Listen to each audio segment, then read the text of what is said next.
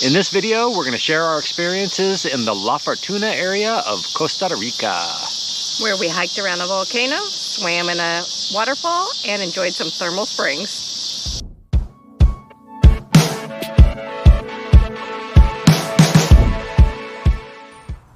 Hey everybody, I'm Sean. And I'm Deb. And welcome back to the channel. Today we are talking about our trip to Costa Rica. So Costa Rica, we actually used Southwest points for this trip and flew into, nice. It was nice, flew into San Jose.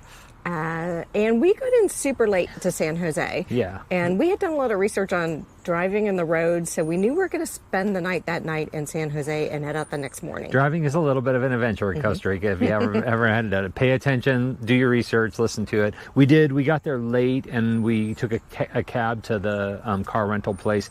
Just be aware, Costa Rica as a country requires that you buy their liability car insurance. So the car people aren't trying to scam you or anything. It is a countrywide So if you thing. get on Expedia or anything like that, just turn down the car insurance. Yeah. You're going to have to pay for it there. Your secondary car insurance, like it's minimum, it's liability, and then so your secondary car insurance you can get through your credit card, or you can pay for it at the car place. So we spent the night at a nice little neighborhood and had dinner in San Jose, and then the next morning we got up and headed out to La Fortuna. So just to mention, getting out of San Jose, if you have never driven in San Jose, those people are the traffic is interesting. Yeah, they're a little aggressive in their driving. We didn't see any accidents or anything like that, but just be prepared. They are a little aggressive in their driving, so That's it is a a little lot of crazy. cars. Yeah, but it was a nice trip getting out once we got outside of San Jose. So then we were heading for a 3-hour drive to La Fortuna. It's actually only about 90 miles, I think, but this is not like a highway driving fast. It's windy roads and very beautiful. It's very windy roads. Driving wise, people like what we would consider tailgating here. They don't really tailgate, but they, just be aware. You might have somebody behind you riding you. It feels like they're riding you. It's not. It's just the way they drive there. So we made a couple stops along the way. We stopped at a butterfly garden, which was pretty cool. They're very numerous all over Costa Rica, but this is one we happened to stop at on our first adventure day. And it was legit. I mean, they had a kind of a butterfly house, and they had beautiful big butterflies. You'll see in the pictures. We took some gorgeous pictures of them, but it wasn't just the butterflies, because there was some pretty flowers and plants and like a walking trail back in between there, and we saw hummingbirds, so that was pretty cool. Yeah. And then we're very into snacks and treats. And so I wish I had written down the name of the town, but we did stop in a town, a very cute little town. It was a great little town. It had a nice little square where we stopped, and I think we have a picture of a what was the guy made of wood? It was I can't remember what the thing is, but it was a sculpture. Yeah, made all out of wood. Yeah, it was pretty cool. Sloth. A sloth, very good. The sloth made out of wood. Yeah. Yes. And we got treats there. We did get treats there. We stopped at a bakery. Yes. Yeah. So it was good. Again, it was one of those situations where they didn't accept credit cards, so we really wanted the treats because they looked really good. So we had to help. The lady helped us. We used our Spanish. We found a local ATM, got some cash. It was kind of adventure in the little town, yes. but it was cool. It was fun. It was fine, and we got good treats out of it. We did It was get really good treats. good. Yeah. So then we headed out from there and headed toward La Fortuna. Well, La Fortuna, but El Arenal is the volcano that's there. That's really La cool. Fortuna, yeah. Yeah. So La Fortuna is, it's not a very large town, but it's big enough to have everything you need.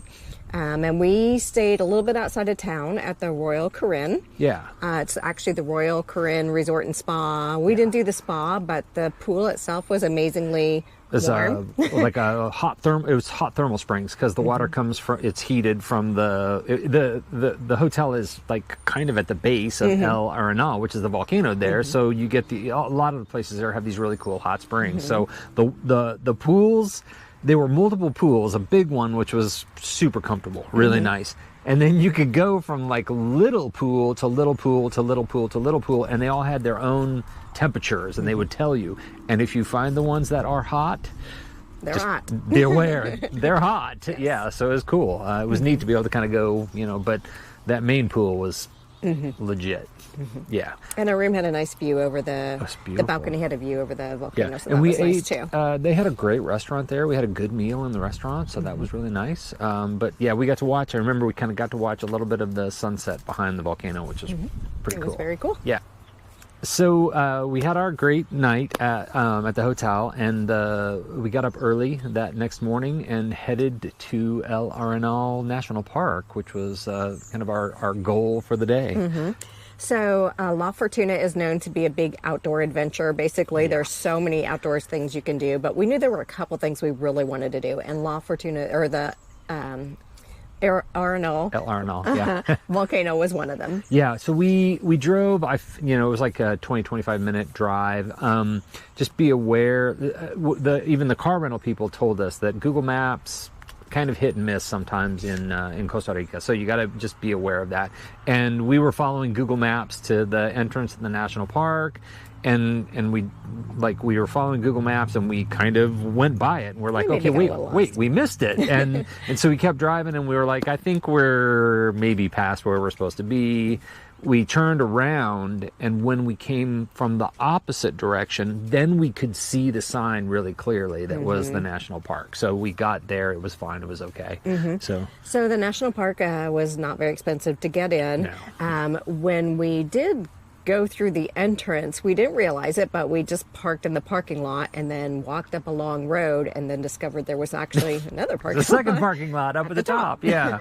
So that was fine. No, we just got a little extra exercise that day. We earned our treats. We got our steps. But once you get to that upper parking lot, then everything is like really clearly marked, and it shows you where the lava fields are from the previous lava flow, and it shows you how to get to the trails and everything. And because you're not actually really hiking up the volcano, but you're hiking around the base of the volcano. Right. Yeah, I don't think you're allowed to go up the volcano because it is still an active volcano. It's currently dormant, but in 1968 it did erupt. Recent enough that I don't want to hike up to the top of that volcano. And it did quite a bit of damage too. And it was cool though. I mean, if you think about it, like 1968 isn't that long ago, but all of the greenery and all of the habitat was all like back. Like it was really cool. It's very green, lots of animals, birds, insects. We got to see a toucan, which was super cool. So when you hike the volcano, there's a path going up to the volcano and the rocks, and you can hike all up around there, and then you can either just go back to the parking lot, or you can do another hike, which we highly suggest, through the actual forest. Yeah. So that was very fascinating. It was full of creepy crawlies like spiders and whatnot. Lots of spiders. There's lots of spiders in Costa Rica. Just be aware. But at the same point, like he said, we got to see a toucan, and you've only ever seen one before on a like seriously. I've only ever seen one either on a cereal box or in a zoo. Maybe in a zoo, yeah. And even in a zoo, I can't remember seeing them like that. I don't know. It was just real. It was very beautiful, cool to see that big yellow beak, and to hear it. We tried to get a picture. I'm not sure how well it turned out. It was up in the trees. It was kind of a ways away, but to hear it in its natural habitat, it was super cool to see that. But lots of it was cool to see like leaf cutter ants, so that these lots of those. Yeah, you'll see them all marching in line, and they're all carrying a piece of a leaf together. It's it's so easy to just stop and watch them too. Yeah, they're fascinating to watch. I remember we ran into a German couple, I think, and we were kind of staggering. We would go ahead, and they would catch up, and then they would go ahead, and we'd catch up, and we would keep pointing out things to each other. But we had to figure out what the word for it was. I think he didn't speak any English, but she spoke some. She spoke some, yeah. So we were trying to kind of figure out how to communicate that's a leafcutter ant, or there's a giant spider there, or there's a toucan up in the trees. So it was kind of fun. It was cool. Yeah. Yep. So, it was definitely a good side trip, and one of our highlights of La Fortuna. Yeah, I definitely would highly recommend. If you get a chance to go to El Arenal's National Park, definitely check it out. Okay, while in La Fortuna, the other thing we definitely did not want to miss is the La Fortuna waterfall. Yeah, that was really cool.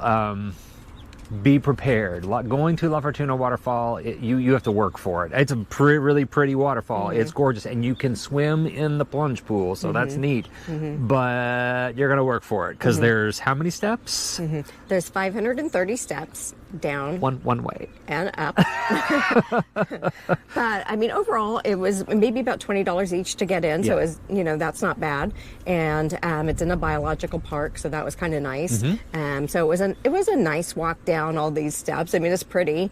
And then walk down the steps. It was walking up. That was a challenge. Yeah. So there's really good viewpoints over the waterfall, and then once you get down to the area you're going to get into the waterfall is just completely rocky, so you just have to be careful. You're just going to be stepping over a bunch of rocks. You don't have to go to swim. And you don't have to swim. There It's was plenty of people there that were just there to observe. Yeah, and it's a legit park, so there's some small walking trails. There was a gift shop if you wanted to buy sunscreen or things like that, and there was a snack shop. So the parking was really well laid out, so it was easy to get to. But you're going to have to wait in line to buy a ticket. It took us 5 minutes. It was easy. And then once you do get down to the waterfall, even though it's Costa Rica and it's a nice warm climate temperature, that water's not warm. Yeah. It was very cold. So I didn't mind so much. We had never swam in a waterfall before, so we knew we wanted to get in. It's a first. Yes. Yeah. And I swam in the waterfall. He swam in the waterfall. She got into the waterfall and was in for a minute. Back out again. Yeah, she got right back out, which is good because then she could film me swimming on the waterfall. Yes. But I mean, it was nice. You can swim in the plunge pool, but be aware. I mean, there's a lifeguard there, and that lifeguard, if you got too close to the actual waterfall itself, they would start, yelling at you to come back in. It was popular though. Yeah, especially a lot of younger people, probably backpackers. And there was probably 20 people, I think, swimming in the plunge pool, and we were never close to each other really, so there was plenty of room. It was nice, and the waterfall flows down into this really pretty river. So it is totally, if you've never swam in a waterfall, even though it is cold, it's totally worth it. Highly recommend. 5 stars. So if you get a chance, give it a shot.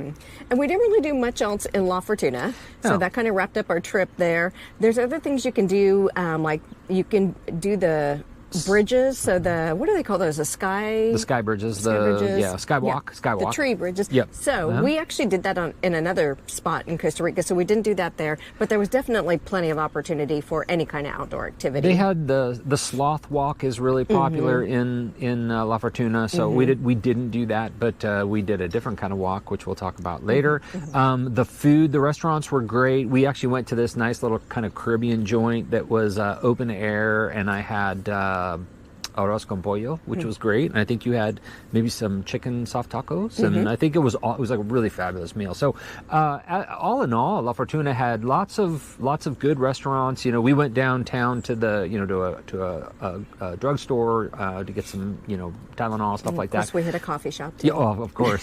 So it's big enough. It's a good sized city. So we really enjoyed it. And that was our first stop on our trip on our Costa Rica adventure. Yeah. So that's it for La Fortuna. We're going to follow this up with our next video, which is Monteverde, we did some really cool stuff there. So be sure to like and subscribe so you get notifications of that next video, and we will see you in the next video.